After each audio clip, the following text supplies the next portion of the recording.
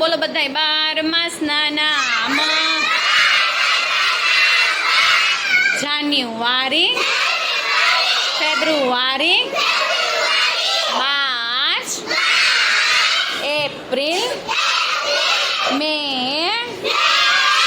જૂન, July, August, September, October, November, December.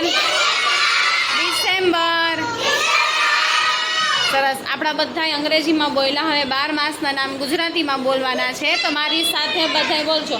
કારતક, માગસર, પોષ, મહા, ફાગણ, ચૈત્ર, વૈશાખ, જેઠ, અષાઢ, શ્રાવણ, ભાદરવો, આસો.